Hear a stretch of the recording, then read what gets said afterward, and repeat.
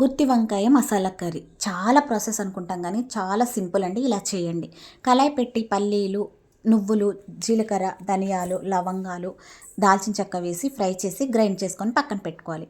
కళాయిలో ఆయిల్ వేసి onion golden shape colour వచ్చిన తర్వాత ఈ పొడిలోని ఆనియన్స్, పచ్చిమిర్చి, టమాటా, జీడిపప్పు, పసుపు, కారం, ఉప్పు, అల్లం వెల్లుల్లి పేస్ట్, కొంచెం వాటర్ వేసి మెత్తగా గ్రైండ్ చేసుకోవాలండి. దీన్నే ఆల్ ఇన్ వన్ మసాలా అంటారు. ఇది పక్కన పెట్టుకొని వంకాయను 4 భాగాలుగా కట్ చేసుకొని ఉప్పు నీటిలో ఉంచిన తర్వాత కళాయి పెట్టి ఆయిల్ వేసుకొని ఈ వంకాయలను 70% కుక్ అయ్యే వరకు ఉడికించుకోవాలి. ఇలా ఉడికిన తర్వాత పక్కన పెట్టేసుకొని కళాయిలో ఆయిల్ వేసుకొని జీలకర్ర, కరివేపాకు వేసి మనం పట్టిన ఆల్ ఇన్ వన్ మసాలా వేసి కొంచెం వాటర్ పోసి ఆయిల్ పైకి వచ్చే వరకు ఉడకనివ్వాలి. ఇలా ఉడికిన తర్వాత మనం ముందుగా కుక్ చేసి పెట్టుకున్న వంకాయలు వేసేసి ఇలా కాసేపు మగ్గనిస్తే గుత్తి వంకాయ మసాలా కర్రీ రెడీ. నచ్చితే లైక్.